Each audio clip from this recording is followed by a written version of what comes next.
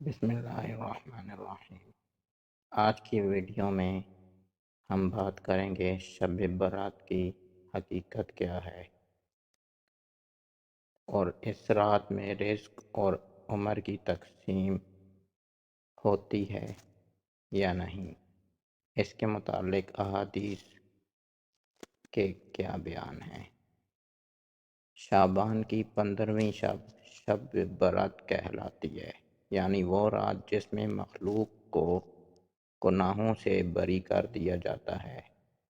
تقریباً 10 صحابہ کرام رضی اللہ تعالیٰ عنہم سے اس رات کے متعلق احادیث منقول ہیں۔ حضرت عائشہ رضی اللہ تعالیٰ عنہا فرماتی ہیں کہ شعبان کی 15ویں شب میں نے نبی کریم صلی اللہ علیہ وآلہ وسلم کو اپنی آرام گاہ پر موجود نہ پایا تو تلاش میں نکلی، دیکھا کہ آپ جنت البقیع یعنی قبرستان میں ہیں۔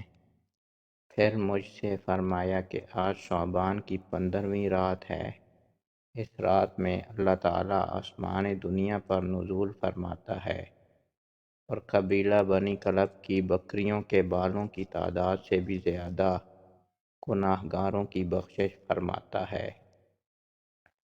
دوسری حدیث میں ہے، اس رات میں اس سال پیدا ہونے والے ہر بچے کا نام لکھ دیا جاتا ہے، اس رات میں اس سال مرنے والے ہر آدمی کا نام لکھ لیا جاتا ہے، اس رات میں تمہارے اعمال اٹھائے جاتے ہیں اور تمہارا رزق اتارا جاتا ہے۔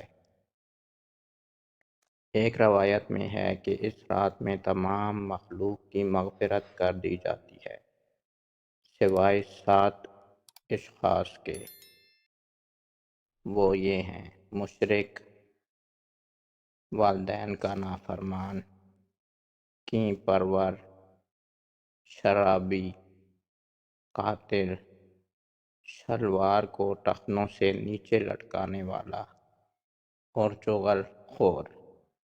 ان 7 افراد کی اس عظیم رات میں بھی مغفرت نہیں ہوتی جب تک کہ یہ اپنے جرائم سے توبہ نہ کر لیں۔ حضرت علی رضی اللہ تعالیٰ عنہ سے ایک روایت میں منقول ہے کہ اس رات میں عبادت کیا کرو اور دن میں روزہ رکھا کرو، اس رات سورج غروب ہے، اللہ تعالیٰ اپنے بندوں کی طرف متوجہ ہوتے ہیں اور اعلان ہوتا ہے، کون ہے جو گناہوں کی بخشش کروائے، کون ہے جو رزق میں وسعت طلب کرے، کون مصیبت زدہ ہے جو مصیبت سے چھٹکارا حاصل کرنا چاہتا ہو۔ ان احادیث کریمہ اور صحابہ کرام رضی اللہ تعالیٰ عنہم اور بزرگان دین رحمہم اللہ کے عمل سے اس رات میں 3 کام کرنا ثابت ہے۔ قبرستان جا کر مردوں کے لیے ایصال ثواب اور مغفرت کی دعا کی جائے، لیکن یاد رہے کہ نبی کریم صلی اللہ علیہ وآلہ وسلم سے ساری حیات مبارکہ میں صرف ایک مرتبہ شب برات میں جنت البقیع جانا ثابت ہے۔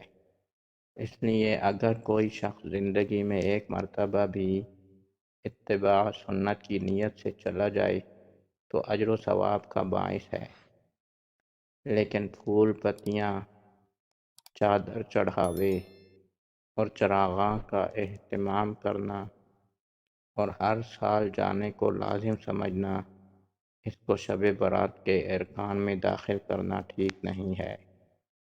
جو چیز نبی کریم صلی اللہ علیہ وآلہ وسلم سے جس درجے میں ثابت ہے اس کو اسی درجے میں رکھنا چاہیے، اس کا نام اتباع اور دین ہے۔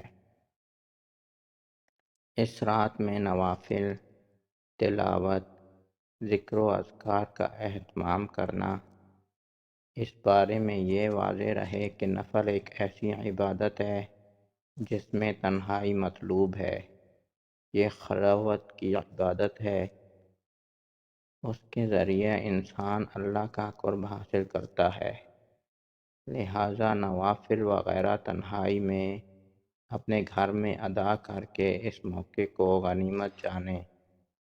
جماعت اور مخصوص طریقہ اپنانا درست نہیں ہے۔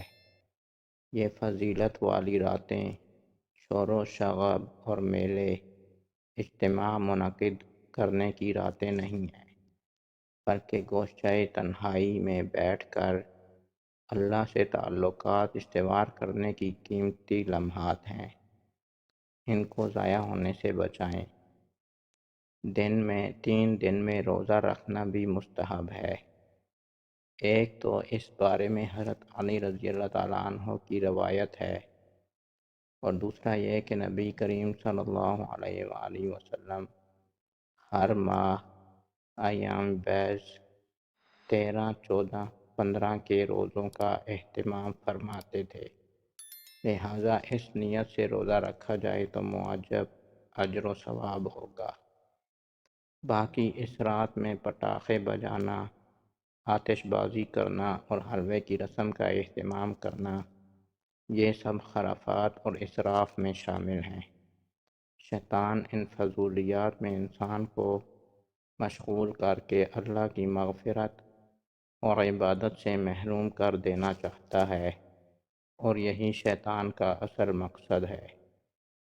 بہرحال اس رات کی فضیلت بے اصل نہیں ہے، اور سلف صالحین نے اس رات کی فضیلت سے فائدہ اٹھایا ہے۔